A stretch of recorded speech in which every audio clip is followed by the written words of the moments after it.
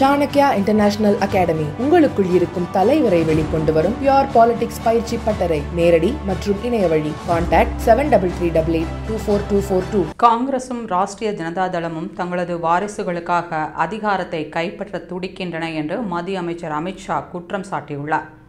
பீகார் தேர்தலை முன்னிட்டு தர்பங்காவில் நடந்த பொதுக்கூட்டத்தில் பேசிய அமித்ஷா, பீகார் தேர்தலில் பாஜகவின் வேட்பாளராக போட்டியிட எந்தவித அரசியல் பின்னணியும் இல்லாத வெறும் 25 வயதே ஆன மைதிலி தாக்கூருக்கு வாய்ப்பு வழங்கப்பட்டுள்ளது. ஆனால் இப்படி அரசியல் பின்னணி இல்லாத ஒருவருக்கு தேர்தலில் போட்டியிட காங்கிரசும் ராஷ்டிரிய ஜனதா தளமும் எப்போதும் வாய்ப்பு கொடுத்தது இல்லை. லாலு பிரசாத் யாதவ் தன்னுடைய மகனான தேஜஸ்வி யாதவை பீகார் முதல்வராக்க விரும்பும் நிலையில் சோனியா தன்னுடைய மகனான ராகுலை பிரதமராக்க முயற்சி செய்கிறார். ஆனால் பீகாரின் முதல்வர் பதவியும் தேசிய அளவில் பிரதமர் பதவியும் காலியாக இல்லை என்பதை இந்தி கூட்டணி புரிந்து கொள்ள வேண்டும்.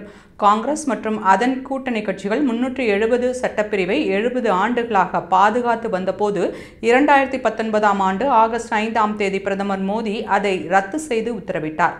பயங்கரவாதிகள் இந்திய மண்ணில் தாக்குதல் நடத்தி வந்த நிலையில் இன்று சர்ஜிக்கல் ஸ்ட்ரைக், ஆபரேஷன் சிந்தூர் உள்ளிட்ட இராணுவ நடவடிக்கைகளால் பாகிஸ்தானை மோடி நிலைகுலைய செய்துள்ளார் என்று அமித்ஷா தெரிவித்துள்ளார்.